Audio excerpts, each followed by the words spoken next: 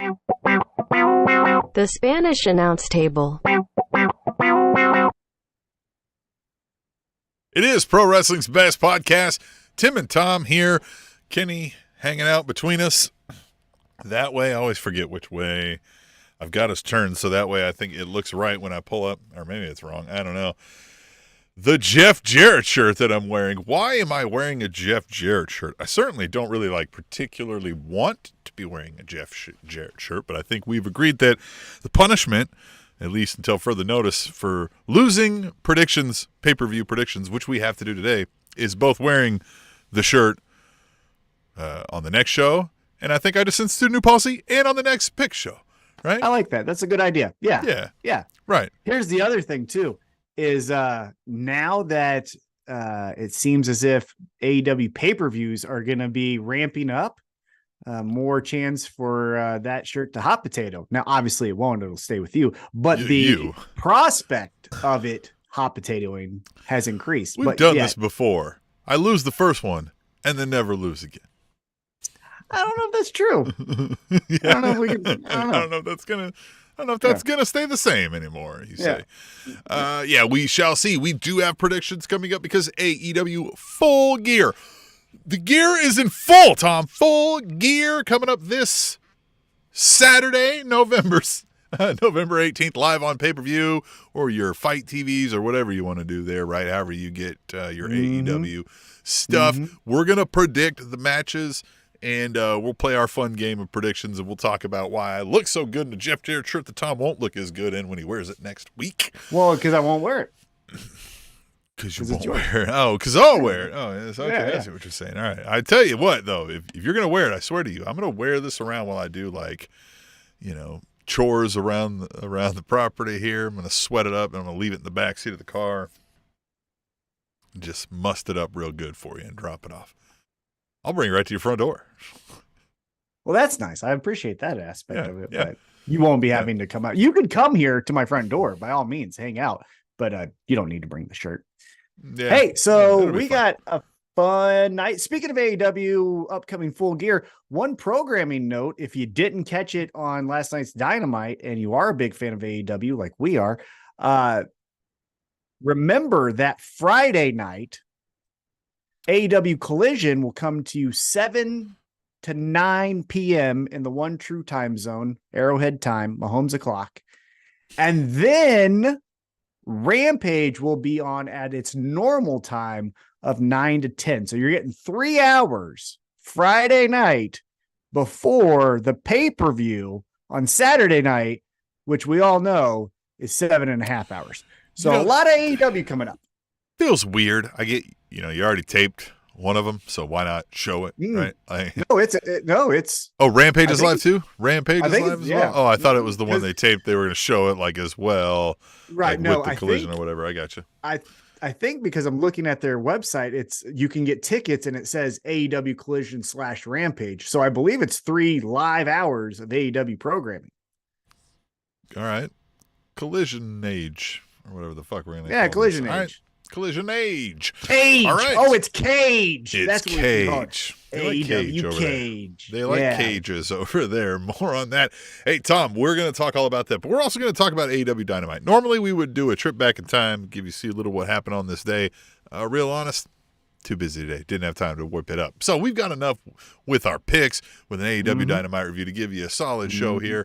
And it's a reminder that you can deal with it because it's a free podcast, which means you should help it be slightly less than free. Give us a donation, maybe. Go on to our website, SpanishAnnounceTable.net. There's some PayPal, some Cash App links. Or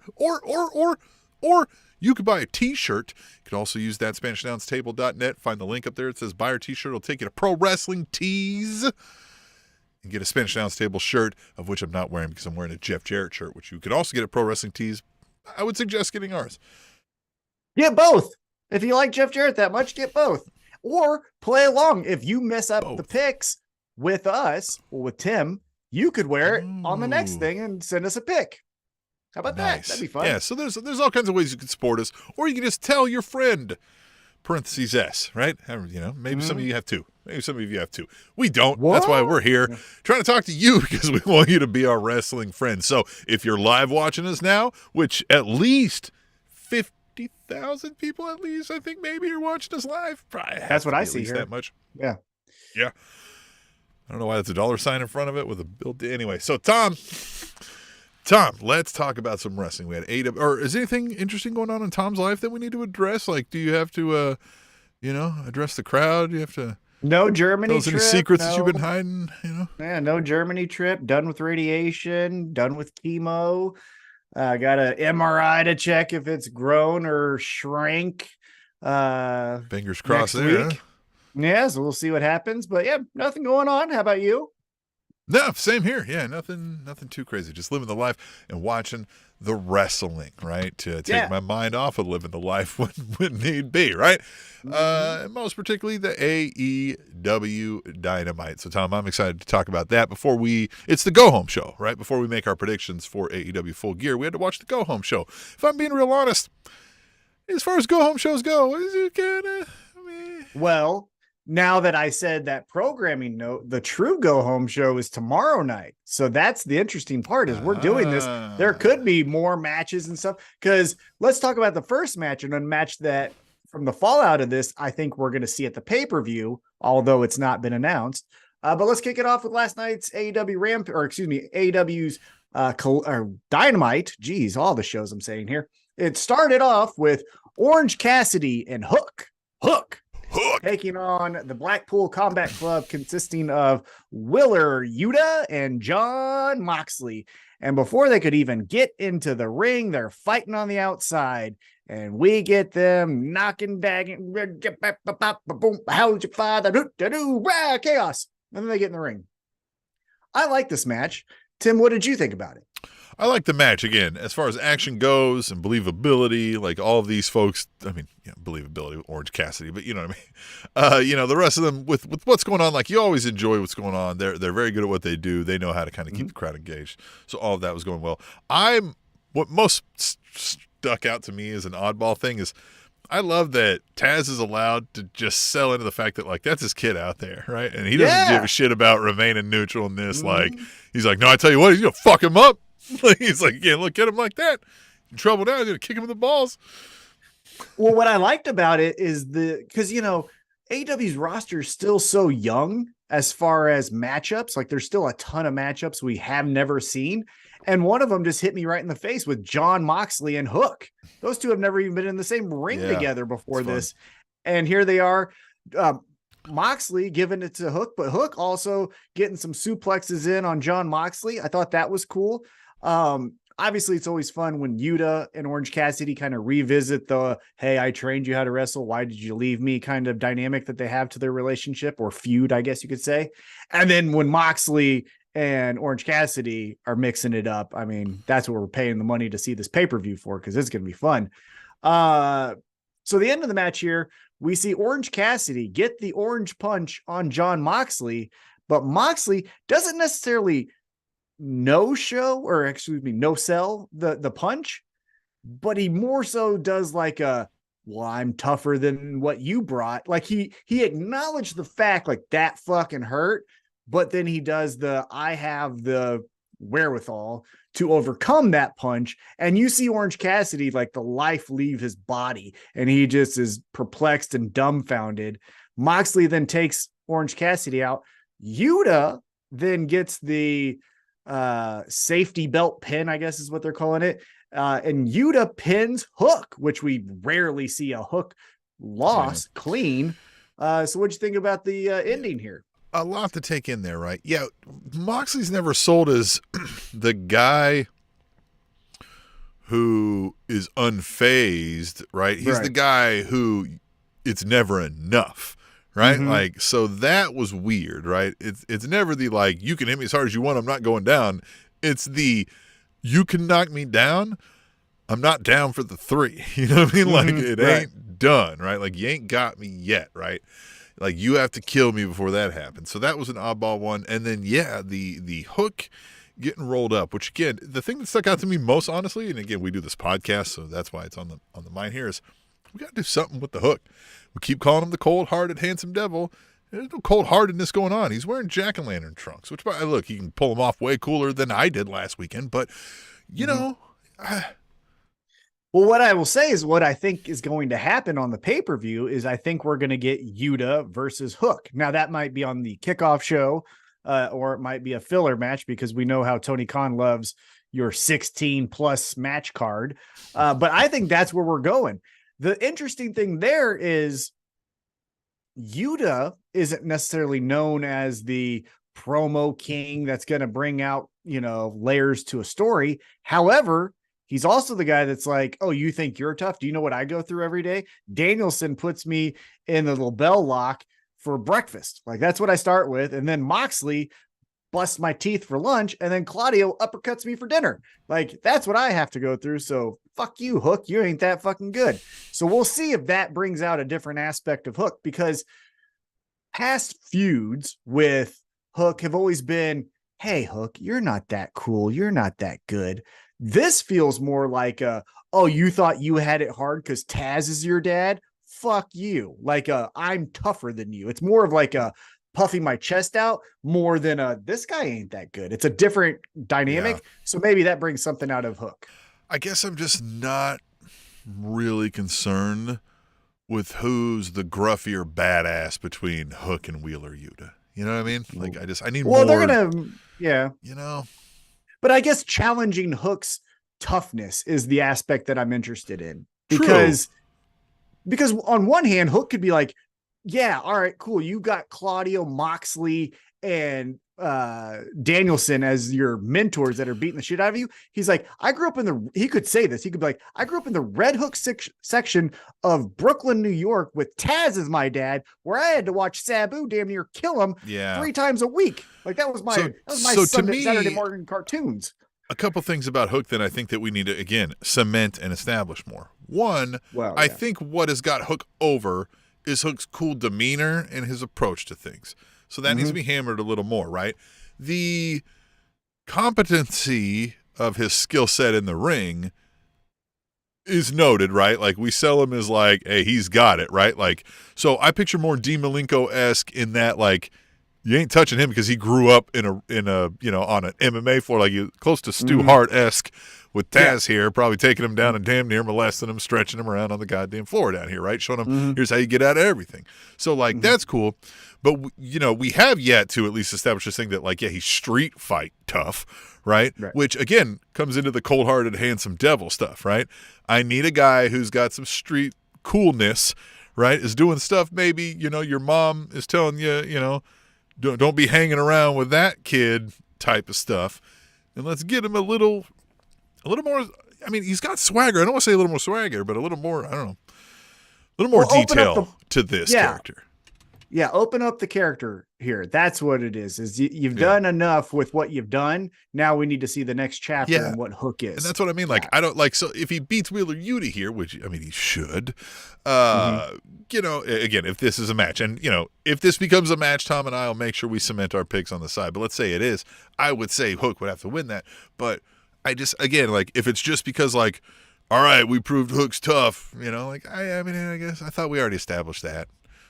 Yeah, I mean, I also wouldn't hate necessarily a Hook runs the gauntlet of Blackpool Combat Club, right? Like Mortal Kombat style, where he starts with Yuta, then he goes to Claudio, then he goes to Danielson, and then Moxley's the, king boss that he has to get through. It would give the Blackpool Combat Club something to do. And again, remember, it was established to like show these young kids how to be something, right? So if they challenge that he's not something, he's like, fuck you, I ain't. Chips, you're right? And then they're like, bitch.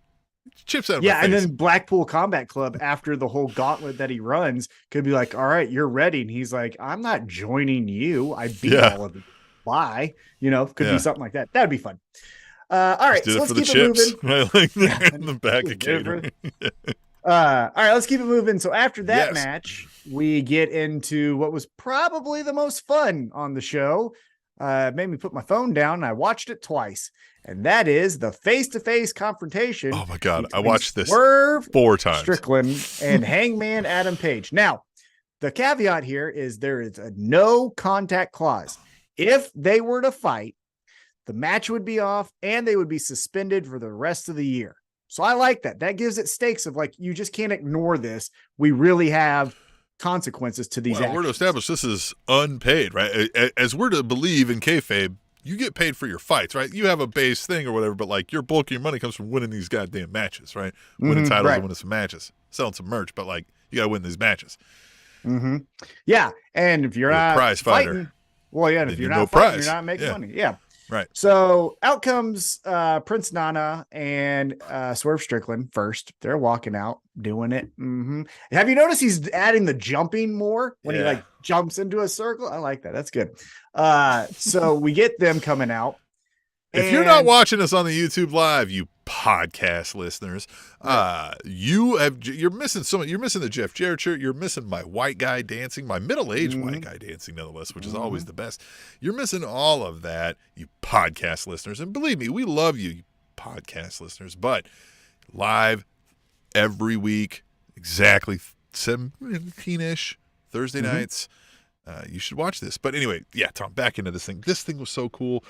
God damn, let me get to it. Let me get to it. Okay, let me get to it here. No, I'm so excited. Swerve comes out.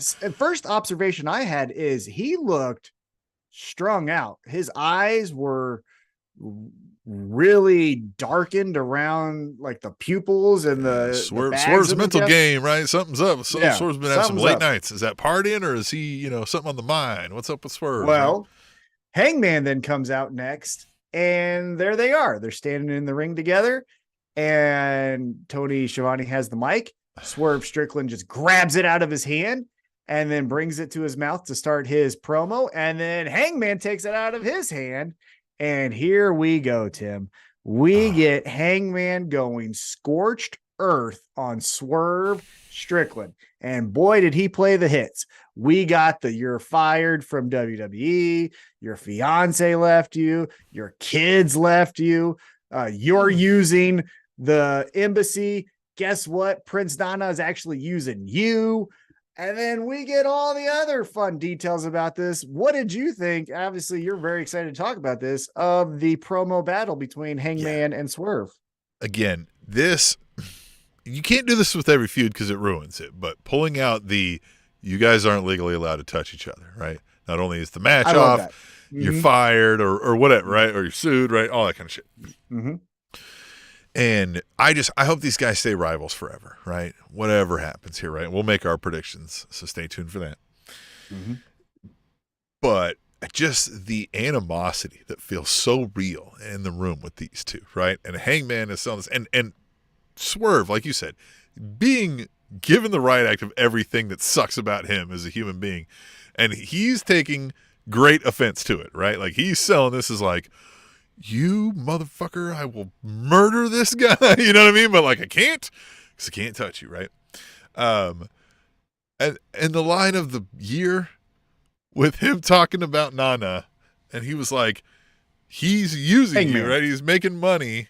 Yeah, Hangman talking about Nana. He's like, he's using you, making money off of your back. He's like, and then he uses that money in the hotel lobby and buying weed from a high school kid. And the crowd goes nuts. And I love that Nana tells you, like, that's not true, right? He's like, no, that's not true. Like, bullshit. And then he was like, after I kick his ass, Nana, I'm going to kick your ass and I'm going to steal your weed. And I just fucking lost, right? Because then we got a steal his weed chant, which I wish would have went longer. Because the point I made to you, right, is, a lot is made between right now WWE, AEW, right? And we are a very mostly strictly AEW podcast, unless you the fans want to bring up a discussion, talk about WWE, but because the reason is like, I'm not getting that over there, right? I'm not getting a steal his weed chant. And brother, if you don't want to steal his weed chant in your wrestling, then like we can't watch the same wrestling, right? Right, exactly. Right? Yeah. How great was this promo though, right? Like, and I love that Nana's like, no, you're not gonna do that, right? Like he's like just run around pissed. And just the extra caveat of this at the end, the beautiful part of this is, and he's like, all right, so bitch, I can't beat you up, right? But he said, I can't beat this guy up, right? And starts beating down on Nana, right? Just fucking, and you see Swerve like go to help his friend, right? But realize, fuck, right? And then he's stuck in this helpless. So now Hangman like lit you up, embarrassed you in front of everybody, and makes you look like a bitch. You can't help your fucking guy. Right? And you're just standing there, right? Like calling for help. God, this was great. I can't wait for this match. This is probably going to steal the show, I think. I would think so too. Yeah, and one of the lines I like too is how he said he's the judge, jury, and executioner, and he's gonna take them to the pits of hell because whose house? Swerve's house, and it's in hell. I thought that was great. Now, the thing that I love about social media is when wrestlers use their social media to use it to further storylines. And Swerve Strickland, about an hour ago, posted a photo of Hangman cutting him down. But he says here in a tweet, he goes, people aren't noticing there are no more bedazzled butterfly jeans, no more ponytail, no more stars on shirts. I've changed the Hangman. He talks about taking me down to hell. He doesn't realize he's already there with me and he's enjoying it. And I'm like, God damn, that's a great retort, right? Now, again, social media and all of that, so he couldn't really say it to his face. But yeah, I also like some of that really about the Hangman. I like the butterfly jeans and the, Oh yeah, but there's a time and a place, right? There's a time and a place. And if you notice, last week when he attacked Swerve, he was wearing all black, hitting him with a chair and doing all that. And then this week he's also in all black, cutting the bullshit. See, I'm glad you said that because I'm gonna bring that up later, right? Hangman, even staying in the same character mode he's in, not even changing his character really. Knows there's a time and a place to not be wearing the bedazzled butterfly jeans. Right, exactly. And it's time to get in all black. Yes, which we'll talk about a quick backstage segment, and then I'm going to bring that up as far as wearing the appropriate attire when the character demands it. I think you're in the same place where I'm at, So before we get there, though, we go backstage. Again, Hangman hits the buckshot lariat on a security guard. Swerve retreats out. That's the end of the segment. Then we go backstage. Security guard too. Oh, was that guy like 7'4"?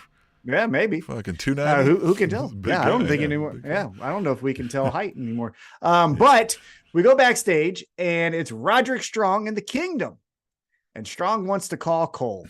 And just like last week, hey, shows up right on the screen. Love that about technology. And Adam Cole's chilling in bed. Looks like he's 62 years old. Apparently surgery put 10 years on his fucking career. Yeah. Can't shave apparently when you have ankle surgery. Did you know that? Oh yeah. Yeah. Trust me. Yeah. That motherfucker. I had a fucking neck collar on for 9 weeks. You know how much I wish I could have shaved? Strong tells Adam Cole though, he knows who the devil is. And it's definitely Max. And Cole says, this is tiresome. Maybe it's you, Roderick Strong.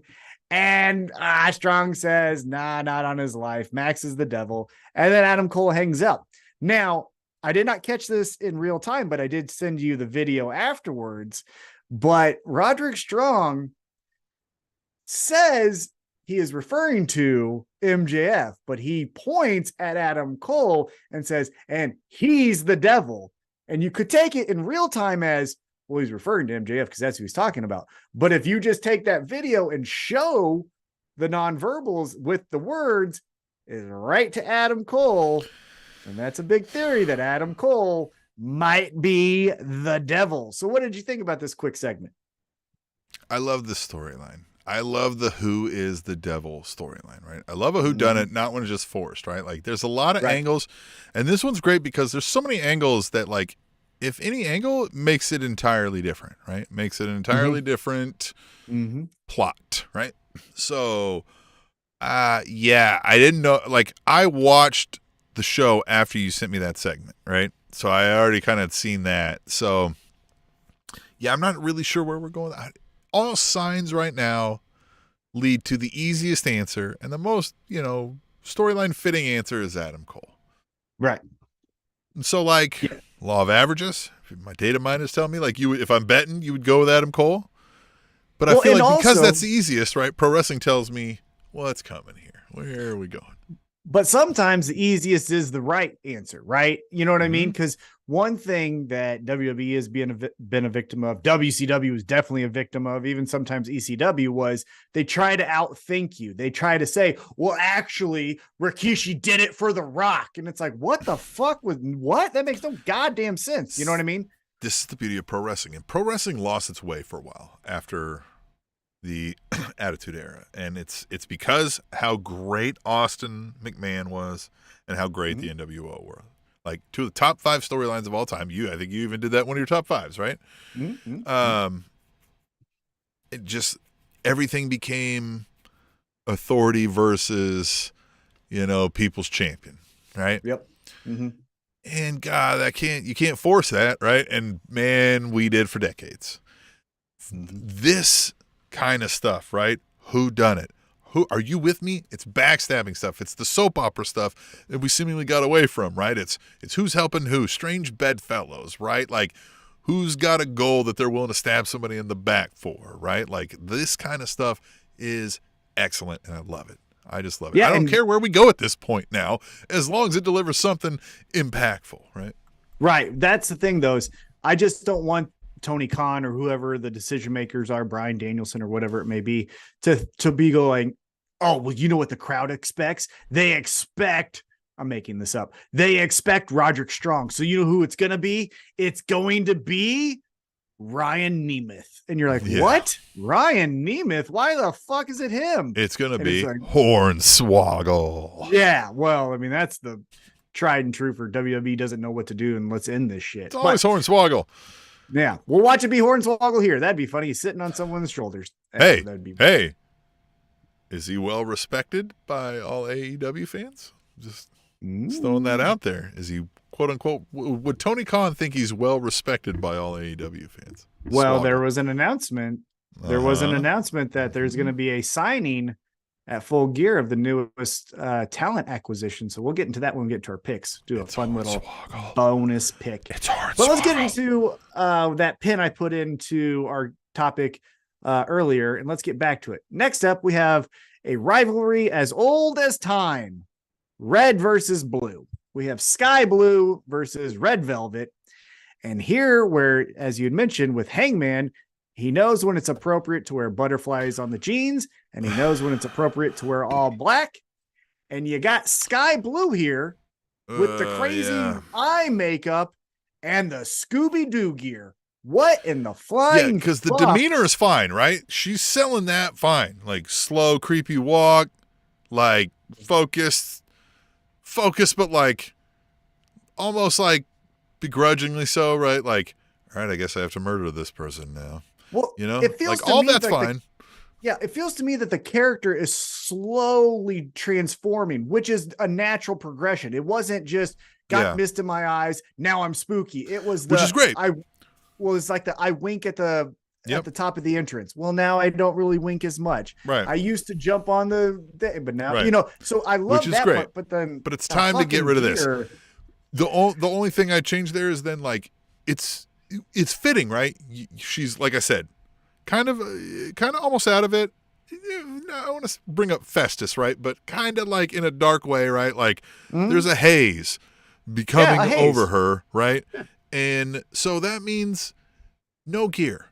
You didn't bring the gear. You didn't think about bringing the gear. You're just in your street clothes, right? Like, I thought you wanted her naked. She's just no. Well, I mean, it doesn't everybody, and that the problem that we were having before is that like everybody liked her because she was half naked. I think she thinks you want her naked. But like, so, like, just it's not gear, right? Like, you didn't have your Scooby-Doo gear because, like, again, you're in this haze, right? Like, you're in your hoodie and your jeans, right? Like, and your eyes are blacked out, and people are like, you didn't bring your gear. And she just doesn't even answer him, right? Like, that's how you kind of sell that, right? So, again, if Julia Hart's going to have a flock, cool, right? And I think we're getting there, so I don't want to hate it too much. It's a detail that is missing because it's not that it's just not dark, mysterious gear. And it's not that it's just Scooby-Doo gear. It's bright neon green, like overly done Scooby-Doo gear. Cartoonish. Yep. And it's just silly. It's just. And let's drop the blue. It's Sky then, right? Because if you go creepy dark, we can't be calling you Sky Blue. Right? Yeah. Something. Maybe. Yeah. I don't know if a name change yet, but Sky. I get what you're saying. Something. We'll see. But she ends up winning this. It's a fun match. I think Red Velvet is still underrated. The thing about Red Velvet that is a little bit aggravating from a if you love her standpoint is she's always the other person.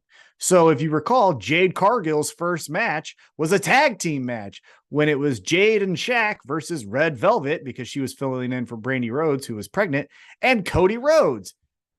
And Red Velvet took the pin. Then Jade Cargill becomes the TBS champion. Well, she's got a baddie in Red Velvet. Red Velvet then breaks off to then become her own individual and, a breakout star. And she loses to Jade Cargill. And then she comes back from this big knee injury. Here's her opportunity to be the third woman on a pay-per-view title match. And she loses to Sky Blue. And so it feels like, man, you got something, I'm not saying top shelf, but you have a potential another star. And, and it's a star who isn't white, which would be cool. You have a solid rotational piece here that could be one of those like top of the mid card, bottom TBS of the upper champion card, easy money. Yeah, easy money. And the one thing I will say about Red Velvet is I think, right, ring work is fine there, tells a story just fine in the thing. I think it's a little one note with the whole, I don't know, the walk, the presentation, the swagger. It's always that you're doing right now, right? It's the swirl of the cup, and I haven't seen any other emotion other than that yet, right? So, and part of that is we need a storyline, right? We don't have a whole lot of women storylines going around, so I'm not blaming her necessarily for that. Yeah. It's time, let's throw her something, let's get her in something meaningful that has TV time with vignettes and promos besides just these matches, right? Well, and I also think, kind of staying with Red Velvet here, because again, Sky Blue gets the victory. She's the third participant in the TBS championship match, which we'll give our picks to a little bit later. But with Red Velvet, one thing that you could potentially say is, hey, so Jade Cargill got the rub off of Red Velvet to be, the TBS champ and the mid-card badass. Well, she's gone. So now you have to make it Red Velvet's worthwhile, or else then she's going to leave, peeking behind the curtain. You got to say, here's a bone. You can move on something because we had you lose to someone who then didn't really give a shit about our company. So here's your chance for being that team player to then you getting some shine. So that's all I'll say. But Sky Blue gets the victory. And then we go backstage. Actually, true. We don't get to go backstage. We get a video package of Miro. And Miro says CJ Parker brings out the worst in her with all of these, accolades and wanting these championships. But guess what? CJ also brings out the worst in me. And so then he calls out Danny Garcia and says on Friday night, Danny, you are going to pay. I don't pray to God, but you should. Great line. The Redeemer. Great line. And I love that Miro is back on my TV doing Miro things. That's always positive. No way in hell should Daniel Garcia beat a Miro at this time, but I think you should give one hell of a match, right? That we're all like, holy shit, that Daniel Garcia is something special. We're going to get some dancing on Miro that enrages him, right? I want that. I want kind of a back and forth. We're doing all the stuff. Let's say Daniel Garcia hits a big drop kick, and then he gets up, and then he starts to do the dance, and then Miro is like, I am going to kill you now. Yeah, this was going to be a wrestling contest. Yeah. And now you cross the line. Yeah. And then just stomp on the back, does the mirror. And then CJ should come out and let him go. And then because she brings out the worst in him, he should just be like, no. Just Miro's going to be so mad about him dancing on him. He's going to throw a chair on him, but I mean a chair with a fan in it. He's going to pick it up and throw the whole fan at him. Hammer and throws it up. Yeah. So we'll see that match on Friday night. Again, the Collision episode will be Friday night, 7 to 9 in the One True Time Zone. All right. Next up, we stay backstage and we get Mariah May, and she's with RJ City. Is that what it is? It's Mariah? I think it's Mariah. Mariah May. And she's with RJ City. Nailed it. And she says, oh my God, here's Tony Storm's locker room. She knocks on the door. Luther opens the door, goes black and white, says, who are you? Gets it, shuts the door on her. Then RJ City says, I've got this. Knocks on the door. Luther opens again. Hey, Luther. Hey, I got this Mariah. She wants to meet Tony. Let us in, please. Luther says, fine. Here's Tony Storm with, I guess, oranges in her eyes or something. And she's, relaxing. And Mariah May is going all this fangirl stuff. Oh, I followed you from Stardom. You did everything in Stardom. So did I. Now you're in AEW. So am I. I'm so excited. And Tony Storm's like, well, it's great to meet a fan. And she's like, no. I'm also a wrestler. And she's like, you are? Yeah. Get out of here. Just dispose of this lady. And Mariah May gets all upset and she leaves. And then Tony tells Luther, the butler, contact the head studio director, Tony Khan. I need a tune-up before Saturday's pay-per-view. And so we'll get a match with her on Friday night. It's going to be against this Maria. No, it's against someone else. It's not Maria. But what'd you think about the whole segment? The black and white, always for Tony Storm, all of that stuff. I love it. Even if you look at like the Full Gear promo thing and they have like all the people, like all the things, she's in black and white and everybody else is in color. It's so great. And what I love about this too is, so she's been doing silent films, but obviously with this, now they could have went that route. They could have, as soon as she entered into the locker room, we go silent film. They went more 1930s talkies because you could hear in the background, like the audio popping at certain points and things like that. I thought that was a good trick. Again, I would have went full silent movie where Mariah May is talking, but then you see the title cards of it. That's what I would have done. If we're doing Tony Storm like this for a long time, like I don't know if that's man, like that's a lot to do forever. I know. Fucking put in the effort. If you want to be fucking about it, put in the effort. Yeah, I love that. Like everything's color, almost like Wizard of Oz. This is that door opens and then just bam. I love it. Yeah, good stuff. Interested to see where this goes. I don't know if this is going to be friend or foe here. I'm going to guess friend for a while, right? Going to be like a lackey of some sort, some way, right? An understudy. Yes, that one is understudy, right? Yeah, you can study Stunt my part. double. Oh, wait a minute. Then we're going maybe for a week, but I don't want it to be Mizdow. But I get what you don't go Mizdow, but 1 week maybe. Yeah, I don't need full Mizdow where every movement is being done. Like it's the like mid-match, it's like cut. Oh, that's if you roll or even if you do role reversal, right? So it's Luther. This is what I would do as you build out the relationship. 1 week, it's Mariah May, and she's wrestling. Luther and Tony Storm go out there in her corner to study her performance, right? That's the whole thing. And she's doing her moves, but she's not really getting the girl out of there in time that Tony thinks, right? So she calls cut. Luther distracts the ref. Tony Storm hits the sweet cheek music on this, jobber. And then Mariah gets the pin, and then Tony Storm gets the celebration because she actually did, you know what I mean? And do that, but like call cut during her match and stuff like that. Yeah, stuff like that. That'd be great. Yeah, they like Luther comes in and clears everything out, right? Dusts everything off, and then she comes in and she's like, action, and then she goes in. And to your point, the role reversal too, where Tony Storm's like, I've had enough of this. Cut, stunt double. Mariah May comes in, she does her finisher, and then, that would be fun. That would be fun. And see, the role reversal of that too would be like, so when we're cutting and now Tony Storm's coming in, Luther clears everything off, he dusts everything off, he gives her a sip of water, like everything's cleared out, and then she begins. When it's the other way, when she's like, I'm done, Maria comes in, he literally just like kind of like helps toss her in the ring, and he's like, get in there. Yeah. She's like, get in there, lady. What? And they're like, hurry up, action, go. And she's like, fuck. Yeah, that'd be fun. But I do like how she refers to Tony Storm, that is, refers to Tony Khan as the studio director. I thought that was really good. Not just, the CEO. Nope, studio director, right? This is a studio. It's all. Perfect. So again, how meta are we getting, right? She's like, we're watching a fake universe, but she's in a fake universe in the fake universe. This is great. Yeah, very fun. All right, then we get into the ring, and this is really quick.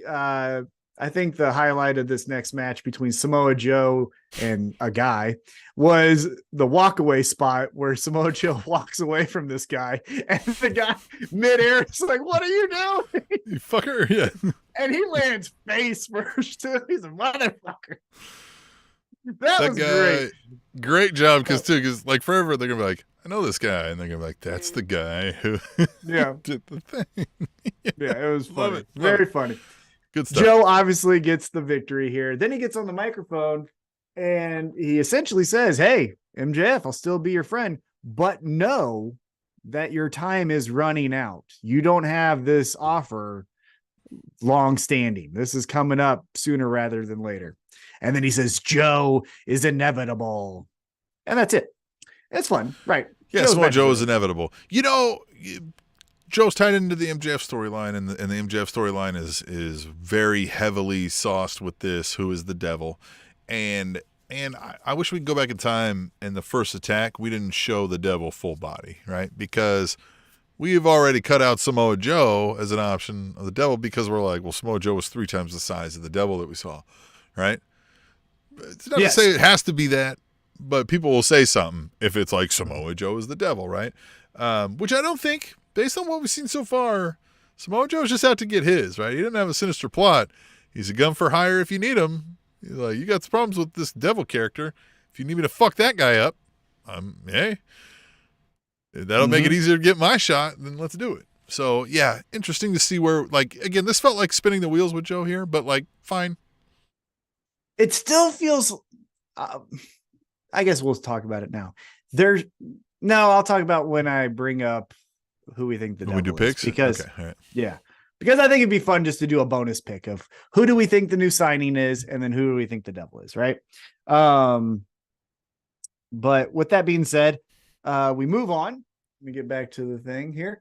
And we get a tag team match. We stay in ring, and we get the Young Bucks. Well, actually, hold on. Before that, do we get something? No, we don't. That's after. I got my notes mixed up here. Next up, though, we get the Young Bucks versus Commander and Penta. And here's what I'll say about the Young Bucks. So this match was paint by numbers, Young Bucks versus Lucha Bros, except for obviously it's Commander instead of Rey Fenix. We get all the fun stuff. Towards the end, we get, as you see here on our one shot, a good old kick to the dick from Nick Jackson, and then another kick to the dick from Matt Jackson, I believe it was, and the Young Bucks win. Thought it was all fine. Here's what I'll say, though. Going back to the first match, how I said it was interesting and intriguing that we got to see Moxley and Hook in the ring together at the same time. I'm about done with Young Bucks and luchadors, specifically Lucha Bros and surrounding commanders and stuff. I want to see the Young Bucks in there with a tag team that we haven't seen before. Exactly. You know what I mean? So again, if this was homecoming for the Young Bucks then for homecoming, we're going to put them up against one of their arch rivals, the Lucha Bros. Okay, I get it. But it isn't. So now we got like kind of the Lucha Bros. I was like, yeah, I don't. Nope. Right? Yeah, I didn't like that. Yeah. Yeah, and it's I'd rather have because that tag team that talks about eating ass, right? Whatever that tag team. Oh yeah. The well, used to be Bear Country, right? Country, yeah. But yeah, now they're like swole and strong or something like that. Yeah, them or someone, because we've mentioned it a handful of times, but at one point this was the strongest tag team division in all of pro wrestling, and now they're kind of on their last leg. Yeah, nothing going on. It's difficult to be saying, oh, bring in this tag team, but I know we can. The Workhorsemen would have been better, right? JD Drake and Anthony Henry, put them in there with them. Kick JD Drake in the dick. You know what I mean? Like, I'm just tired of the Lucha universe, for lack of a better term, versus the Young Bucks. We just got to do something different because it feels too familiar. It's oh yeah, and then we're gonna do the kicks. Yeah, they could have went against the Gates of Agony. Yeah, even better. Just something different. Yeah, but we also get the spinning back elbow to kind of give it to old Jericho, and the Young Bucks get the victory. What's up with the Young Bucks' dad? That guy was creepy. Well, he's an old buck. Of course he is. Their fucking whole family's creepy. They had a wrestling ring in their backyard. That's a red flag for me. Even if you're a wrestling fan, you're like, a wrestling ring in my backyard. Yeah. I'm not hanging out with you. Then we go backstage. The Young Bucks cut a backstage. Unless you're trying to sell it. If you're like, listen, I got this. You want to buy it? Like, I'm like, all right, well. No. But even then, I'm like, why do you got it? I'm like, why do you have this? When did you buy it? Why do you have it? Yeah. Yeah. Trampoline is about as far as I go. Yeah. All right. You did wrestling moves on trampoline. Okay. On shows, you're making videos. This is a little different here. Yeah. No thanks. But we get Young Bucks backstage and they're like, hey, what's up with you guys? And they're, oh, I guess we're going to have to do things our way. And then Kenny Omega's upset. He's like, hey, is this what we're going to do now? And he's like, yeah. Remember when we were the most successful? This is what we were doing. Kenny, you were also the most successful when you were doing that kind of stuff. And he's like, guys, come the fuck on. And then Chris Jericho comes in, and the Young Bucks are like, we have no beef with Kenny. It's with you, Jericho, you piece of shit, And all of a sudden we get a little scuffle, and they get pulled apart. And we'll see that match at the pay-per-view. Again, picks coming soon. After that, we get back in the ring, another squash match. It's the Guns versus some guys. And then they say, guns up. We're going to kill you, MJF. Right? Yeah. So, okay. I get that. I said this before, I think. I get the idea that, like, if this was a kayfabe world, it's believable that before a big event, we're doing matches, but we're not doing top tier matches, right? We're trying to get you to buy a match. These guys are having tune-up matches, right? So this makes sense.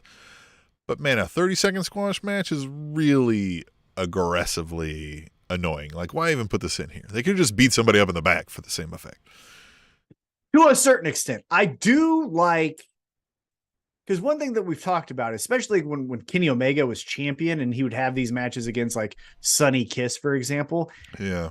Motherfuckers, we're on different levels. So it shouldn't be this back and forth bullshit, right? Like, I'm not a fan of everyone has to get offense in. No, fuck you. Now, this was 30 seconds. There could have been a little bit more wrestling, right? Because it was, you want to fight? Yeah. Boom, boom, boom. Throw that guy out. Hit you with this thing, and then we're done. Could have been referees have more stamina. Yeah, but it could have been a tag here, yes. But squashes I'm a fan of because then it shows the hierarchy. But this was a one-way traffic. Yeah, I agree with you.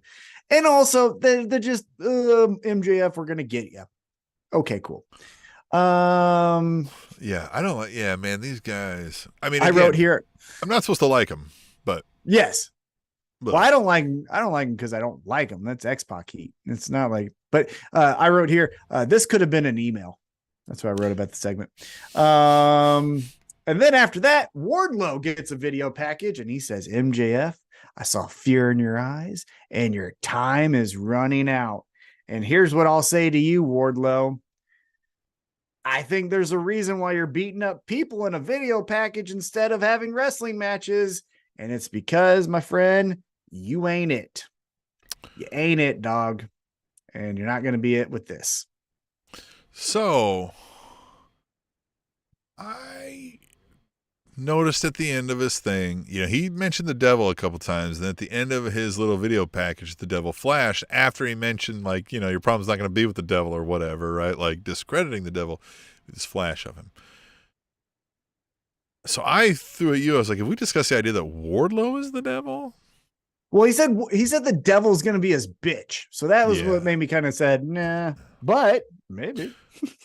Could Wardlow be aligned with whomever the devil is? Potentially. I don't know. There's so many things. There's so many things. This is where we discussed, well, if the devil is the devil we saw, it ain't Wardlow, because this was Adam Cole size fella or lady. Yeah, so this interesting, but Wardlow, again, Wardlow, you sound great in these promos that are pre-taped, but when we get you out in front of the live, pal, it kind of goes Sid Vicious, look at my car. It's just he's not it. I'm gonna give him a little more credit than that. Yeah, he's not Sid bad, but man, he's just not it. He's just not it. Yeah, he's not it. But let's keep it moving here. He's no Jeff Jarrett. But we get a I'm gonna do the rest of the show like this match. I mean, okay, do whatever you like. We get a sponsored match. Thomas Jeff Jarrett. Easy.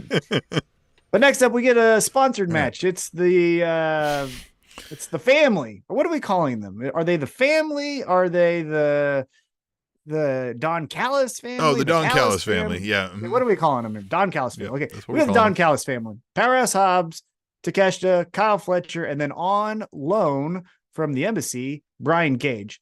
And they are taking on Kenny Omega, Chris Jericho, I guess Paul White, and maybe Ibushi. Because that's what it felt like.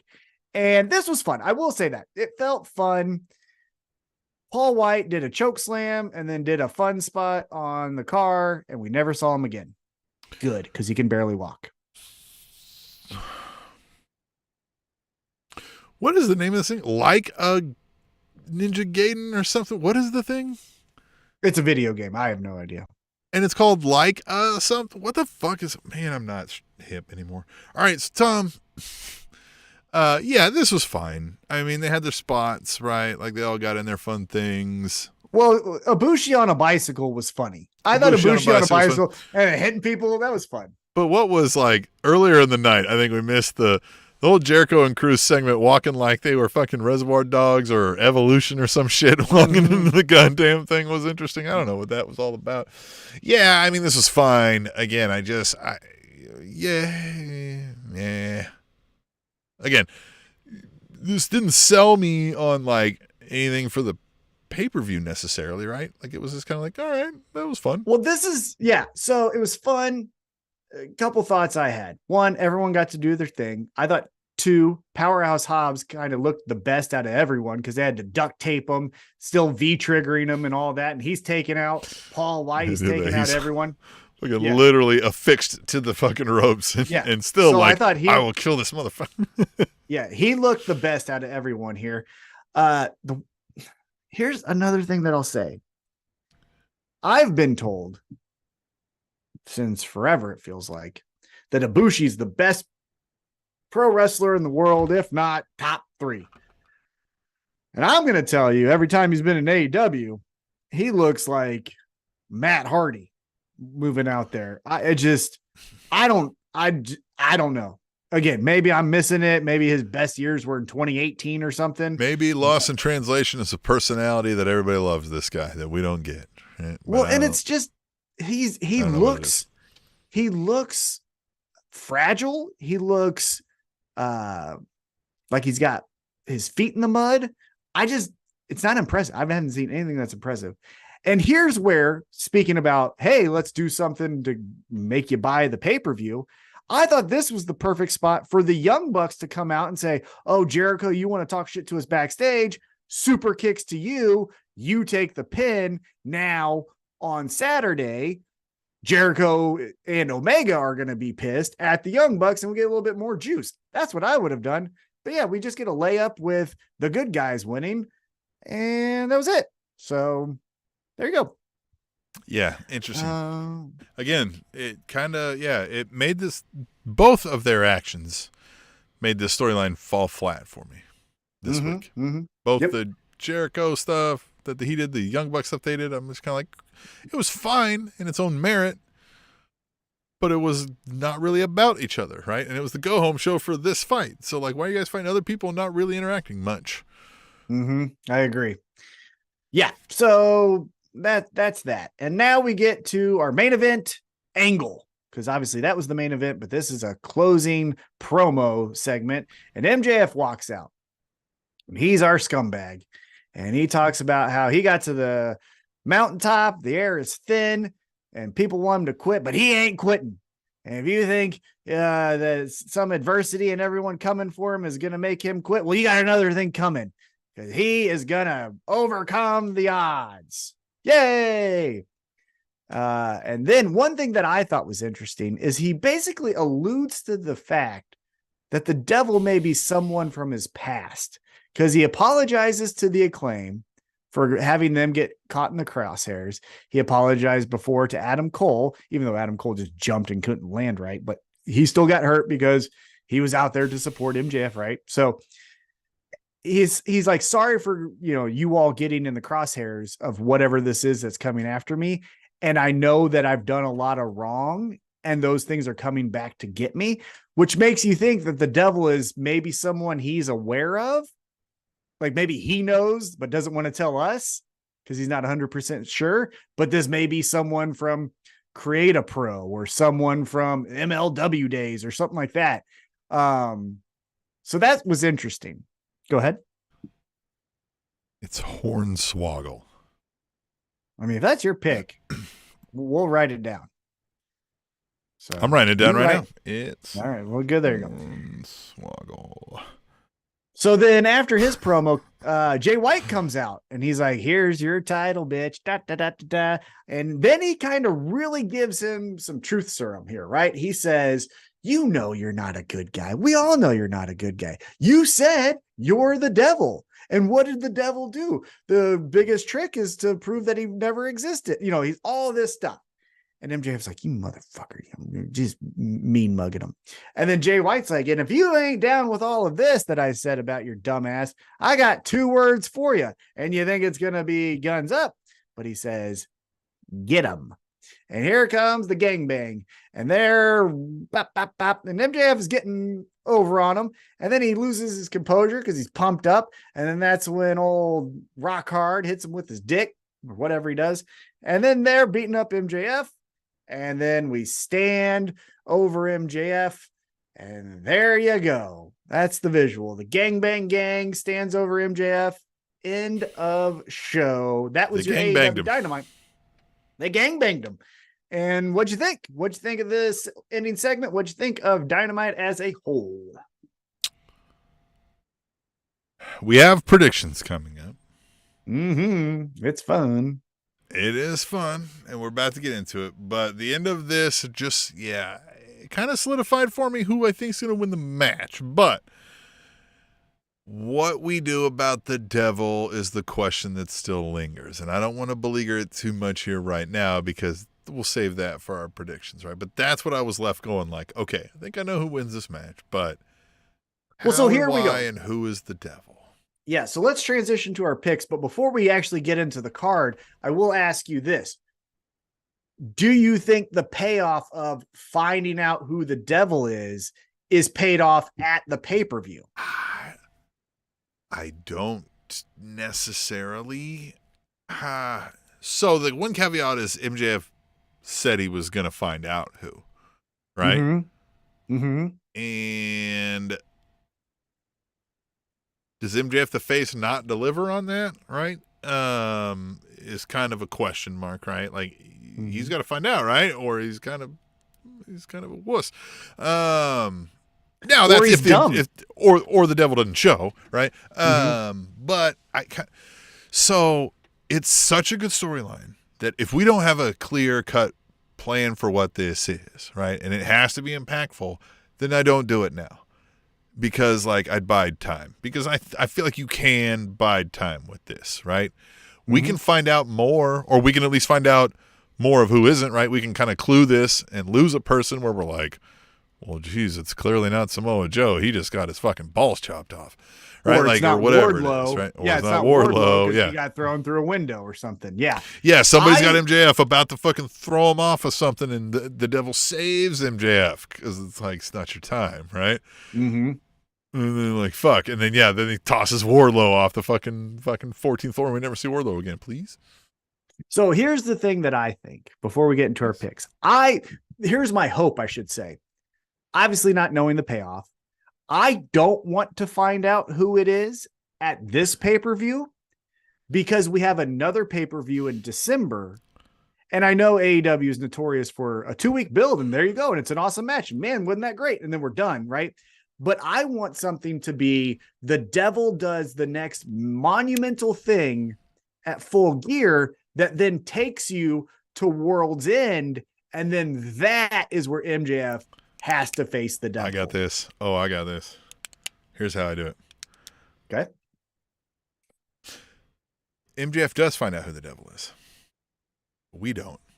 So match is happening. The devil starts rearing his head, right? The devil things start happening. MJF is fighting for his life. He manages to sneak out of there with a victory, but he's escaping the devil and kind of like running maybe through the, let's say he's got the victory that we're getting ready to close the show. He's running away from this devil. Or so he thinks, right? He turns the corner and now he's face to face. We see that MJF sees who it is and he's fucking like scared shitting his pants for like seeing a ghost. And then we fade to black and we don't know what the fuck happened, right? And we come back to Wednesday and MJF is shook and not the same, right? He's a broken human. He hasn't slept in weeks and he knows who the devil is, but he can't fucking tell us, right? Like he can't Nope. And the story continues, right? People are like, what the fuck's wrong with you? Who is it? Whatever. He's like, no, right? Like, now he's fucking anxiety ridden, going whatever, and the devil's after him. But we still don't know who it is, but I think he knows who it is. I love that. Here's where I would add to it. So we'll just give it. I think we're both saying that MJF wins, which we'll make our official pick when we get there. But MJF wins. I would revisit All Out 2022, where if you remember, CM Punk beats Jon Moxley, and then we get a video package of all the things CM Punk said in Ring of Honor and all of that. Well, now we're running it back with what all MJF used to say. Oh, the greatest trick was the devil, all of that, right? Definitely see this happening. All the video, right? And then we go to black. The devil walks out with the mask on, but that video, to your point, tells MJF who the fuck this person is in front of him. But to us, it's a fucking mask, right? But to him, whatever that promo package was, or we get that realization where he's like, he can say one line. You know what I mean? Like, the devil's always on your shoulder. You know, something like that. And he's like, yeah. He's fuck, like, I know exactly. Fucking knew it was you. I fucking knew. Yeah, something, right? Yeah. Yeah, and he can kick the ropes, and he's like, I know it was you, right? But so then that's the end of the pay-per-view, right? Is he ashamed to tell us? Well, no, then you come to Wednesday's Dynamite, and like you said, he's fucking just scared shit. Like, Renee's backstage. He goes, Renee, like, cut the shit. We're not talking right now. Like, get out of my locker room, right? The devil then on that Dynamite episode is still poking him. And again, saying phrases that MJF knows that means nothing to us, right? Yeah, but he's clearly bothered by these phrases, right? So you do that another week. That's why the peanut butter jar was left in the fridge. And he's like, what the fuck? What? Yeah. You son of a bitch. I'll kill you. But you do that for 2 weeks because, again, you got World's End, right? You do that for 2 weeks. On the third week, MJF says, devil, I know who you are, and we're coming to a head. At World's End, I'm putting my championship on the line against you. Show your face because I know who you are, and we're going to fight for the world championship. So, but then who could it be? Because, again, if we do this again, if we're like, he knows who it is, but we don't, and he's creeped out, it has to be even a bigger hit than what they would have to deliver if they deliver at this pay-per-view, right? So, again, if it's good, man, hold it off, right? If you don't know what it is yet, hold it off, right? If it's like, okay, this is it, and it's like, it's a decent storyline, then fine, I'll take it at Full Gear. But the better play is to not give it to us at Full Gear, because... Give it to us at World's End. And I would have, again, this is what I would do. I would have, still, the promo is a devil mask and MJF, right, on each side of the poster. And then you have the motherfucker walk out, have him come out to Sympathy for the Devil from the Rolling Stones, because if you remember, that's what he came out to at the ladder match. Remember? Have the devil walk out to that same song, and you have the reveal be right before the match. The boom. And then MJF is like, motherfucker. Because you could even say, like, oh shit, he knew, and now it's realization. Or it could be, oh shit, I thought that was someone else, and it's you, Oh like shit, I thought it was Hornswoggle. Yeah, and then you have the match. I'd still have MJF win, but I would have the devil be revealed there. That's so interesting. All right, so let's get into our AEW Full Gear predictions, right? More on this, who is the devil, but goddamn, I feel like it's one of the best storylines we've had in a long time, right? So we're going to start. This is on AEW's website, allelitewrestling.com right now as of Thursday night. So if more things get added and Tom and I have the time, we'll make our additional picks on the side and update folks if need be. But we're going to have these picks. Tom and I are going to make some picks. The loser of this picks will have to wear this Jeff Jarrett shirt, this off-centered, off-kiltered, very soft, very fine quality Pro Wrestling Tees t-shirt. Speaking of fine quality Pro Wrestling Tees t-shirt, pick up the Spanish Announce Table t-shirt on Pro Wrestling Tees. Tom, are you ready to make some predictions and lose and wear this shirt? Yeah, let's do it. Remember, at the end of this as well, Tom, you have a champion's advantage. So at the end of this, after we replay all the picks, we find the few picks that we made different choices on, and you're going to select one of those as the tiebreaker pick, right? To avoid any ties, right? To avoid any ties. So here we go with the 0 Hour, the Dolph Ziggler kickoff show. Dolph Ziggler. The ROH World Tag Team Championships are on the line where MJF, and as it says here, 3 question marks, takes on the Guns. I feel like the Guns win here. I feel like this is the start of like, is MJF losing everything? Right? Like, I think he doesn't squeak by here. I think the Guns get these titles, and now it's looking like, now the whole Bang Bang Gang's got all these titles. MJF, it's over for you. So I feel like this feels rough to say, because I know we're all MJF and he's overcoming all the obstacles, but I feel like we're selling what happens later, and I feel like we've got to get MJF in the pit of despair here. So I feel like the Guns win here. Okay, hold on. You said 3 question marks. Are you saying MJF goes at this alone, or does he pick up a partner? That would change it.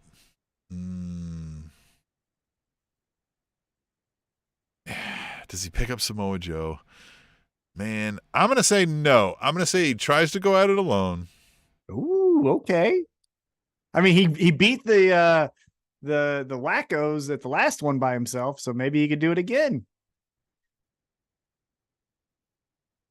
The wackos, that would have been better against the Young Bucks. What's that team? The Righteous. The Righteous would have been better. Anyhow, Righteous would have been amazing. Yeah. Man. Yeah. But we've hit so much on Samoa Joe that I feel like we have to go there. Yeah. So I'm going to say, in fact, you might have talked me out of it, Tom. I think you talked me out of it.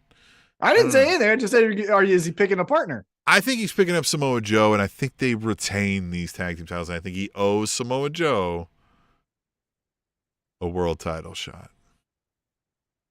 I love it. So I'm going to say MJF and Samoa Joe. So I am saying that as well. But here's the reason why I'm saying it. It's because of some underlying storytelling, in my opinion.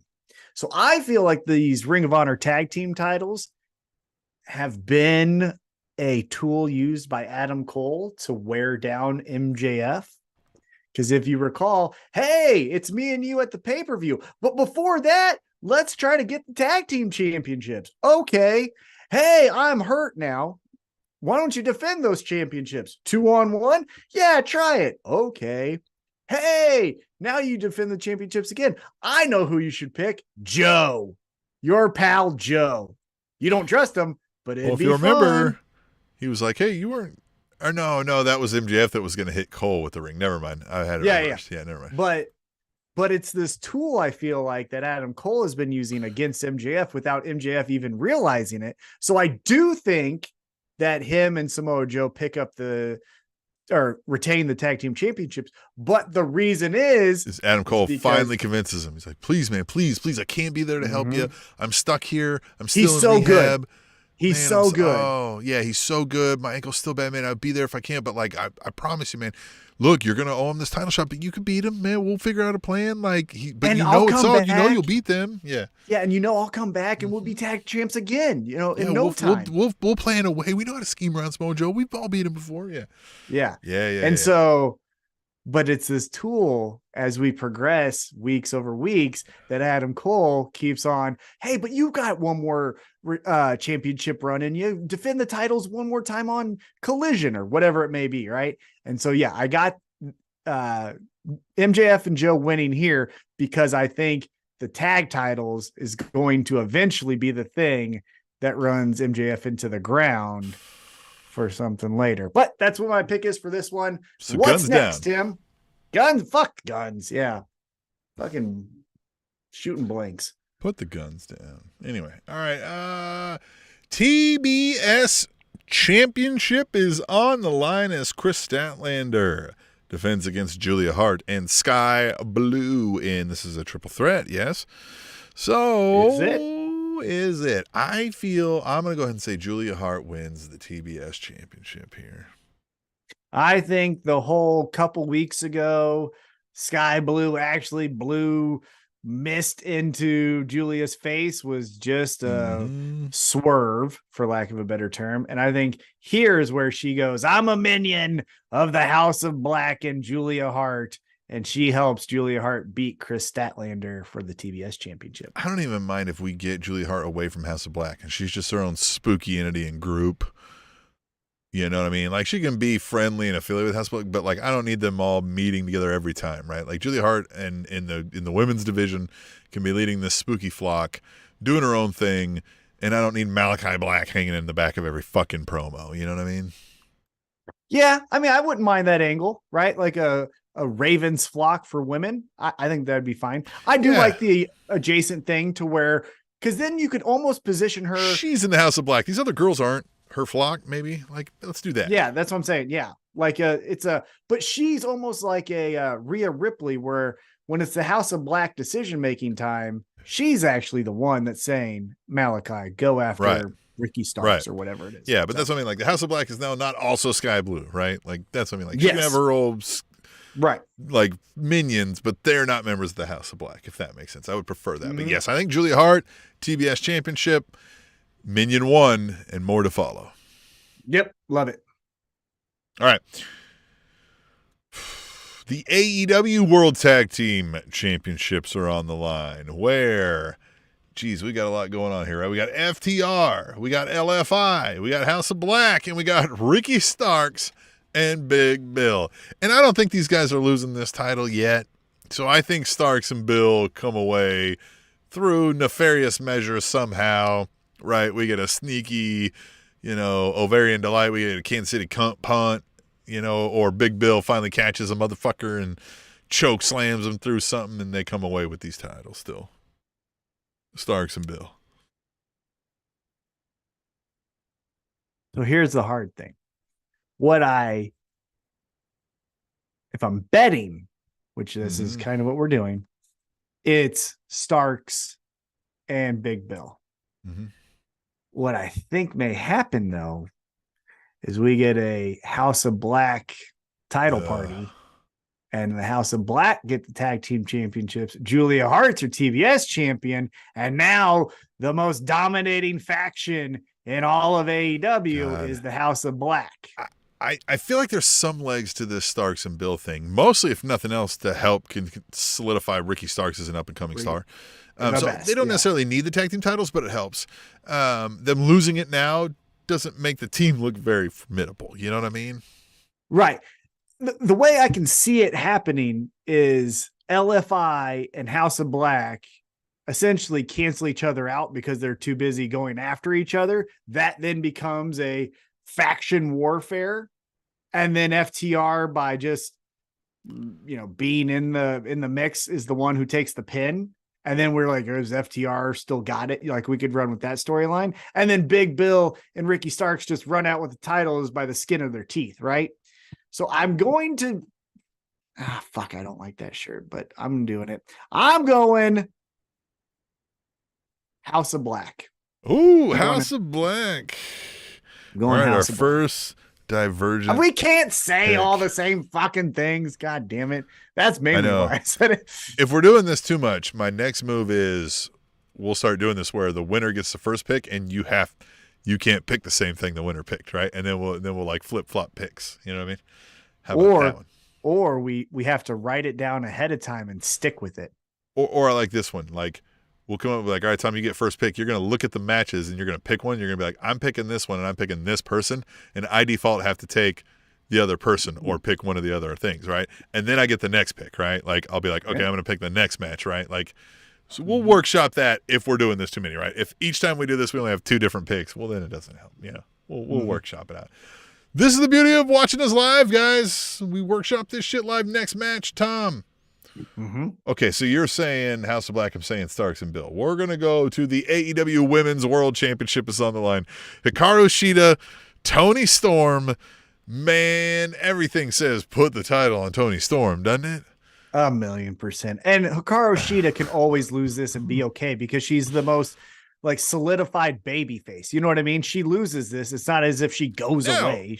The whole thing is Toni Storm could lose this too. This Maria May can get in the way. Luther can fuck something up. anything can happen, right? And the Tony Storm character is fine. But I feel like this is so the lightning in a bottle moment where you should capture it right now. Yeah, I think she could give with the thing, she could give her like acceptance speech, the like, you like me, you really like me thing. God damn it. We could go so many ways with this.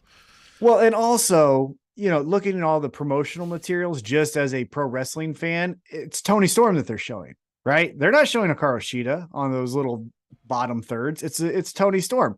Tony Storm's the one getting the promo the week before the pay-per-view. It ain't Hikaru Shida. And like I said, Shida has lost this match before and then been fine and had banger of a match with whoever it is. So yeah, Tony Storm. And I think if I'm booking this, it's Maria May, Tony Storm. Is she my friend? Is she not? Then we get that payoff at whatever pay-per-view. But here's where I think the ultimate payoff is. I think the ultimate payoff, I'm going way ahead of you here, but I think the ultimate payoff is at the Wembley show, the next Wembley show, champion Tony Storm versus the returning Jamie Hayter. And then we're getting Jamie Hayter time. Oh, I forgot about Jamie Hayter. Because Jamie Hayter lost her title to Tony Storm. Remember, in like the weird ass way? Jamie Hayter's the devil. All right. We figured this there out. It is. Jamie Hayter's the devil. All right. In the 40 and older round, we've got Kenny Omega and Chris Jericho versus the Young Bucks. With the caveat, remember this. If the Young Bucks win, the Golden Jets are no more. If the Golden Jets win, then they get the Young Bucks title shot. So remember that as you're making your pick. So as I'm making my pick, I say, well, the Young Bucks don't need that title shot, right? But neither do Kenny Omega and Chris Jericho. And it's easy to just say, okay, the Golden Jets are not a thing anymore, right? So that's where I'm going to say the Young Bucks win. Feels wrong to say, but I'm going to say Young Bucks win. I'm going Kenny Omega and Chris Jericho. Damn it. But here's why. The Young Bucks don't wrestle anyone but their friends. They're wrestling Penta and Rey Fenix or Butcher and Blade or Private Party or the Hardys. And as I mentioned, House of Black is the tag champions in my world. Even Ricky Starks and Big Bill in your world are tag champs. Those motherfuckers aren't wrestling the Young Bucks. I can't see them wrestling Kenny Omega and Chris Jericho, though. And so that, and also they can't get rid of a team and then, because they stay true to what they say. You know what I mean? Like Cody never got the world championship shot after he lost to Jericho. So I don't think the Golden Jets are never again, because they might need them in a year. They might need them in 2 years, right? So for that reason, you need to keep them around as an option. And so I think it's Kenny and Jericho. Yeah, you're probably right. Probably not. Young Bucks winning makes sense because they went heel. So to solidify more heel turn. Yeah, it's you get rid of Omega and Jericho. Well, okay, they weren't really a thing and nobody thinks like they're amazing, so what do we give a fuck? And then Young Bucks keep their title shot. Well, okay, they lose the championship, man. Who gives a shit? Right? Like, and all of this is for nothing anyway. So yeah, because I think either the Young Bucks in the match go heel and win, or Kenny and Chris win the match. Afterwards, then the Young Bucks go heel. Young Bucks go heel. Now they're but the tag team champions are the heels too. They're Starks and Big Bill. But Starks and Bill versus the Young Bucks talking shit back and forth would be great. That'd be great. But in my world, House of Black, they can kind of be a tweener. They could be spooky and good or be spooky and bad. So yeah, they the Young Bucks can just be like these fucking guys. Ooh, spooky lights, emo dorks. Right. Yeah. Yeah. Okay. Which, all right. Them calling dorks. Them calling someone a dork. Okay. Anyhow. Dad was a cool guy. I taught him what was cool. Mm-hmm.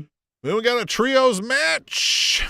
Christian Cage, Luchasaurus, and Nick Wayne versus Adam Copeland, Darby Allin, and Sting. Adam Copeland gets the victory over Nick Wayne. Yeah, that's exactly what's going on, right? Christian Cage and Luchasaurus looking on ominously, and this storyline continues. Ish. The Christian Cage, Adam Copeland storyline continues while Sting goes on to his next retirement run story. 100%. So Team Edge. Mm-hmm. Team Edge, both of us. Yeah, that makes sense. I mean, It'll be fun. Nobody's It'll be picking fun to fucking get Nick Christian Wayne and to win a goddamn. Christian and Adam Copeland to punch each other in the face. That'll be fun to see. Yeah. So, all right. AEW International Championship is on the line. It'll probably open the show. Orange Cassidy versus Jon Moxley 2. Oh, man. I feel like I'm done with the Orange Cassidy against all odds. We were done with it. Now he's got the title again, and he's kind of saying the same things, and I'm like, brother, I felt like this was already done. So I feel like Moxley wins. I'm saying Moxley wins, and I'm purely doing it from a peeking behind the curtain aspect, where I think he won the international championship. He gave it up in an audible, if that's what you want to believe from the reports. So they have plans for him to run with this in different storylines. And so that we got to get that back on track. Now with Orange Cassidy, that's an interesting story because now his title is gone a second time to the same person who took it the first time. Yeah. And then we can explore different angles with that. So I got Moxley winning this. I would love Orange Cassidy, as we said, being involved with the Tony Storm thing. But the caveat is, as you said with Tony Storm earlier, we've got to make it silent movies then. Where there's no words, right? And he's just always doing the thing, right? We might get a whatever, and it's just like, whatever. Not even capitalized, right? Just whatever, period. All right, so Jon Moxley, new international champion, huh? Yep, because I think they had something planned for because what pay-per-view was he hurt at? Or what pay-per-view was he hurt that then he couldn't perform at the pay-per-view? Was it Forbidden Door? Or what was the last pay-per-view? Was the one we were gonna? I don't. No, yeah, I can't remember. I don't know. Anyhow, I think they had plans for him to take on someone at that pay-per-view. I think they still want that to take place, and so that's why it was it was Phoenix. It was going to be him and Phoenix, and then Cassidy filled in for Moxley. And got but I think I still think there's someone else. I think there's someone New Japan style guy. That's my guess. That's my guess. The New Japan over there. I forgot. They really love the New Japan. Okay, we're down to 2 matches. The show stealer, I predict. Swerve Strickland, Hangman Adam Page, and brother, I'm telling you, Swerve Strickland wins this match. Okay, good. I'm glad you said that because we're gonna disagree. You forgot one. Well, you forgot one aspect of this match. It's a Texas death match. Yeah. You know what? Well, you know one match that Hangman has yet to lose? Texas death match. And you know who he's beaten? It has to happen here. No, because you know who he's beaten? He's beaten Lance Archer and the craziest motherfucker in AEW, Jon Moxley. He hung Jon Moxley. No, it is 1,000,000% going to be. I bet you Hangman. Ooh, that'd be a bad optic. But I bet you Hangman fucking hangs a man. Well, hangs Swerve Strickland, but he's a black guy. So better not do that. Happen. Yeah, we better not do that. Hangman can't be hanging nobody, especially no Swerve Strickland. Yeah, Tom. Listen though, the thing is, oh my God, we might as well go ahead and trade Swerve Strickland off to a different promotion. Then, we could use Swerve Strickland in the main event. A win over Hangman. Hangman can survive a loss to Swerve in a fucking Texas death match. Yes. So this is what I think. I think Hangman wins because it's his match, Texas death match. I think they're going to solidify this as something to where he loses it at a bigger moment. This is a big moment, but a bigger moment, right? Let's say Hangman is fighting for something. Well, I'm saying the Texas death match. He'll lose something at a bigger moment. But I think Hangman wins this, and then Swerve Strickland says, oh, fucking cool. We did your match. Now we're going to do my match. And then the third match is then where Swerve at World's End. It's whatever street fight whatever. Yeah. He ends this with his match. Then Hangman does his existential crisis, looks to the Young Bucks. Young Bucks flip him off. And then he's like, where the fuck do I go? And then we get Young Buck or Hangman fun stuff. And then Swerve Strickland can elevate to the next level because Swerve Strickland is a world championship contender, but not with MJF. That is the wrong mix. That ain't going to work. So you got to that's true. So we'd have to bide his time with somebody else in between. Yeah. Well, I mean, if You know who I'd MJF do is it still the with? face, if MJF is still the baby face, the uber baby face, and now comes in Swerve, evil Well, motherfucker. You know who I would. So this is my storytelling here with my Okay. pen. Let me grab my pen here. This is what I would do with Swerve Strickland. So he loses this, World's End. It's his style of match, whatever that it's called, wins that. Hangman then goes, what the fuck? Existential crisis. He goes off to something else. Swerve then says, well, I got this spot, but I want someone else's. I want the backbone of this company. Kenny? And he calls out Kenny Omega. And then Kenny Omega and Swerve Strickland have something to where Swerve said, hey, remember the guy who beat you for the championship? He ain't even around now because of me. And then he goes after Kenny Omega saying, I already have his spot. That's not good enough. I want your spot. You're the EVP around here, aren't you? And then you get Kenny and Swerve doing similar things. But Swerve could say, they say you're the cleaner. I like things a little dirty around here. Mm-hmm. So I got to get rid of you, it sounds like. Right? Yeah, like just exactly. Yeah. And also, I think going back to this match specifically, I don't think you can do a home invasion and then Hangman lose that. You know what I mean? I don't think you can. God damn it, Tom. So that's why I like this shirt. I don't want to fucking wear this shirt again. Look at this thing. Look at it. Look at his face. You want to wear that on your chest? You want to put his face on your tits? I know you do. Here's a question I have for you. Tomorrow night's Collision. I just want to pose a question to you. Yeah. Tomorrow night's Collision is a meet and greet with Jeff and Karen Jarrett. Would you go to that? No. It's free? No, but I'd pay and I'm like, you fucking suck. If it's like one of those where like, hey, stand in line after the show, you already paid for the show, you get the meet and greet with it. Maybe just because, then I'm going to sling them some fucking gotcha questions or something, maybe. Oh, I'd take a picture with them and flip them off. I'd just be like, fuck you. That'd be fun. You'd be like, yeah, let's do the strut. And then right when he does it, be like, fucking give him the bird. Give him the bird. All right. And then in the easiest outcome to predict, MJF retains the big Burberry belt. Wins the match over Jay White. Yes. All right. So now we got that taken care of. So let's talk about the two other things. We kind of talked about the devil thing, but let's just Are we counting these as if you get it right, you get a point? No. Okay. No. These are just fun. These are just exhibition picks. Yeah. And then if it becomes like we're picking too much, then we'll use that kind of stuff where we're wagering points again. Remember that? Exhibition picks. Yeah. All right. Yeah. All right. So the reveal, I feel like if you guess this right, we should give you a point. Nah. All right. So maybe, but no. All right. So even if they don't pay off the devil, let's just say they do. Let's pick who the devil is. You go with your pick and I will go with mine. Or do you want to do the signing first? No, that's fine. The devil, okay. Man, to me right now, it is either Adam Cole or it is MJF. And we have two different ways to go here, right? And it depends on was MJF fucking us all the whole time?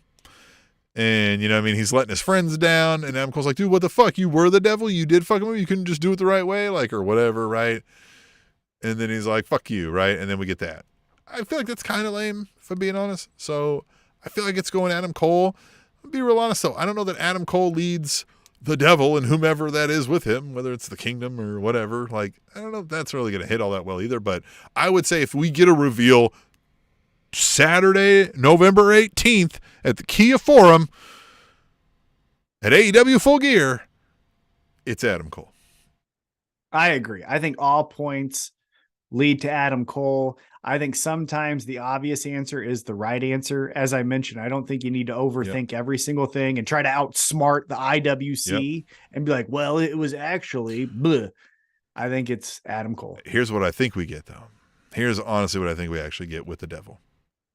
We get the devil in a moment where it's a moment where we think it's Adam Cole. It's fucking Adam Cole. It's Adam Cole. And then Adam Cole walks into the scene and we're like, fuck. And then we don't know. And then we continue the story. Well, and that could look, that would be the coolest. As I mentioned, I don't want to know on Saturday. Right. I want to be the cliffhanger. The cliffhanger could also be MJF retains, holds his championship up. We go backstage and it's the devil and his goons, and they're taking out Adam Cole. Adam Cole was going to be there to celebrate with MJF, never even made it into the ring because he got attacked backstage. Or we get the devil tries to do something. MJF finds a way to barely foil it. We get this this moment, and he's like, I fucking know who you are. It's fucking you, Adam. I know it's you. I know it's you, Adam. And then we cut to that video screen, and Adam Cole's getting his ass beat by the devil, and the devil just walks away, right? Mm-hmm. And we're like, who the fuck is it? Right. Yeah, and it's something like that. It's fucking Hornswoggle, goddammit. Yeah. Or another person you could eliminate is the devil and his goons takes out Roderick Strong, right? Because people think it could be Roderick Strong. It's Roderick Strong and the Kingdom getting taken out. Well, then you go, well, who the fuck's the group, right?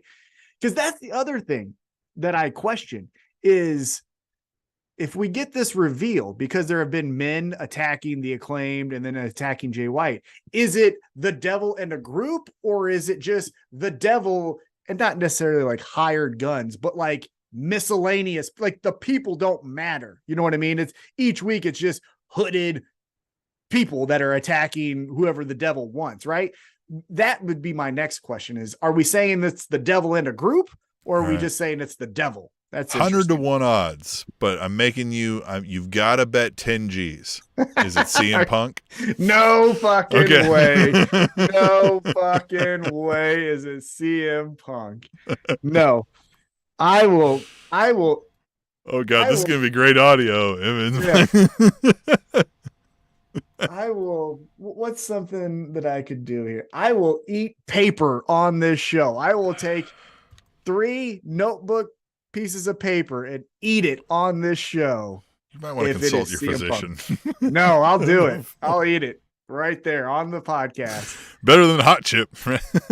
Oh, Jesus Christ. I remember when you were like, we should do a hot chip challenge. I was like, I'm going to be real honest with you. I suffer from acid reflux disease. There's no way in hell I'm doing this challenge with you. Oh, the bomb. I still think about that. The worst thing about the bomb that the whole experience was not the tasting of the chip and the hot in my mouth. It was the digestion and in my sternum. I've had to put an ice pack on my sternum because my sternum That's what I was saying. So hot. I was like, I already have issues with that. Yeah. What you're describing with normal things, I ain't like, let's fucking burn it all. Let's fucking go. Yeah, let's make a transplant needed. All right, so we both think it's Adam Cole. If we get, I'll do that. I'll do it. I'll do 2 chips with the bomb sauce if it's CM Punk. Because paper takes too long. That's a too long of an audio. I in no way want it to be CM Punk. Until you said that. You kind of, now that you said that. That's what I'll say that. If it is CM Punk, I will have 2 chips with the bomb sauce on it and eat it on the podcast. It's not CM Punk. Yeah, it ain't CM Punk. All right, so who's the big reveal? Spoiler alert. It's boss time. It's Mercedes Moné. That seems okay. So here's my thought on this. What if she's the devil? All right. Well, but here's my thought on this. It seems like, as I mentioned, the obvious answer is the right answer, so do it. But sometimes if you do too much of the obvious answer, then it becomes like, well, give us something shocking, right? So if you're saying it's Adam Cole as the devil, let's just say in my world, it's Adam Cole. Then I think the signing needs to be a little bit of a swerve. Not Swerve Strickland. Would be shocking. Not shocking, but surprising, right? Oh! And Tony Khan has a big history of signing white dudes he used to love. And I would not be shocked if that new signing is Dolph Ziggler. Is he available yet? So I know they were talking about a lot of the WWE I don't folks know. are like, yeah, I don't know. So my bet is I'm going to say, look, I'm not going to be shocked if it's Mercedes Moné. That feels like the biggest layup. The OP says it will be Mercedes Moné with a zebra print hair dye. Well, I mean, that makes sense. I want to be different. And so I'm going to say it's Dolph Ziggler, because then I hope him and his brother can inject some infusion into the tag team division. And then we get some fun stuff with Hardys and Nemeth, Ass Boys and Nemeth. Like, you can do brother tag, Lucha Bros versus Nemeth. You can do all brother tag team wrestling for a while. So I think that's what my hope is. Unfortunately, it's another white dude signed to AEW, but I hope it's Dolph Ziggler. I don't want, fuck Mercedes Moné. She is so cringeworthy. She is the fucking worst, Tim. I think it's going to be Mercedes Moné. I would like it to be Dolph. As much as Dolph was done, and like, I can't, like, it would be unique to see Dolph, like, without that machine over him, right? Like, what would Dolph say and do when he had free reign, right? Because we've met Dolph. He's an interesting character, right? Even in person, he's unique. Yeah, it feels like he could have the opportunity that Christian Cage has had, right? Where Christian in WWE was kind of paint by numbers. We're kind of getting the same thing every time. No reason Dolph couldn't do world title level runs. Like, he's still fit, still looks the part. And that's what I'm saying. You get Christian Cage saying, what did he say now to Adam Copeland? I already forgot when he whispered in his ear. Oh, go fuck yourself. Yeah, I know. Yeah, like getting Ziggler those opportunities. What do we call Dolph Ziggler, though? Is it just his regular name? Just his real name? Yeah, what is his real name? It's fucking Ryan Nemeth, or Nick Nemeth or whatever. Ryan Nemeth. Nick, yeah, Nick and Ryan Nemeth. Yeah, so it'll be Nick Nemeth. Yeah, the Nemeth brothers. And then you get him to do something. Ryan is fun. If you watch those BTEs, he's fun. He could do some things. Has anybody seen, is Dolph doing comedy shows since his release? What's his name being booked as? Ryan or Nick. I think it's Nick. Oh, is it Nick Mammoth? Yeah. Mm-hmm. But yeah, he's doing comedy shows, I think. I'm pretty certain. I know he's doing it with his brother. What if it's Danhausen? I just want it to be Danhausen. I know he's already signed, but like, he's coming back. Let's just we sign Danhausen again. What if it's evil Danhausen and Danhausen is the devil? Then we fucking stop with all this bullshit. And it's, you want to see the devil? Motherfucker, I was here all along. A joke. Yeah, I was never knocking the teeth out. Where you think I got them teeth? Fucking knock them out of folks. Because if you cut the bullshit out of the Danhausen character and make it scary, creepy clown Danhausen, Saw version, right? Like steal from Saw. I get people disappeared. I get jars full of teeth. Where do you think the teeth come from? And as that character, having people work on his behalf just elevates him to where then he does that one match and it's fucking crazy. You know what I mean? Danhausen is not the devil, but I know, but it would be fun. By the way, side note about this pay-per-view. Side note about this pay-per-view. As you mentioned, Sting is going to be in a trios match. Saturday's match for Sting will be his 11th match of 2023. Matching the same total as WWE champion Roman Reigns. Fuck you, WWE. So, Tom, before we go then, there's 3 matches you have to choose from. House of Black versus Ricky Starks, Big Bill, and the other 2 teams they take on. Young Bucks versus Omega and Jericho, or Hangman versus Swerve Strickland. Which one are you most confident in as the tiebreaker? Hangman and Swerve. All right. Okay. God, I hope we tie and you lose on that. You know what I mean? Like, I hope. No, I hope this tiebreaker that we've installed happens to one of us, and of course, I hope it happens to you. That you're like, yeah, no, I got it. Yeah, this match. The one that I'm the least confident in is the tag team championship. That's the one. Yeah, I agree. Yeah. I think Black. You did that just to pick something different because you're like, fuck. I did. I think we both get AEW and kind of how they roll, so I think it's easy. You're right. We may have to move to a different style of like, you pick a match and then I pick a match, and like we're left with the remaining, right? And we're hoping that you got it wrong, kind of a thing, which is that's unique. That's almost like a fantasy draft kind of a thing, right? We might move to that. We'll see how this goes this week. But I know what will be happening is you will be wearing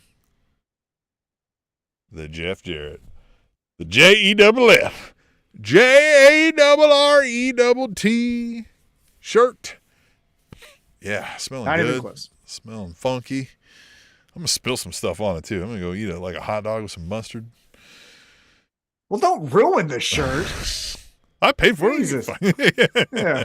It already has a fucking horrible image on it. You don't need to make it worse. Yeah, look, it's already stained. Yeah, it's already the stained smiling with that face fucking of Jericho. carny piece of shit. Yeah. Look, they didn't even like clean up the shadows on his face. Look at that. Fuck It yeah. just looks all Good. cavernous. It looks Yeah. like he doesn't even have his false teeth in. Like, come on, Jeff. Fuck. TOP says the chosen one. So anyway, hit us up with your predictions, right? And if you don't feel like you beat us in the predictions, then go buy a shirt for the Spanish Announce Table on Pro Wrestling Tees. And until next week, we'll just fucking leave you with It's Hornswoggle. The Spanish Announce Table.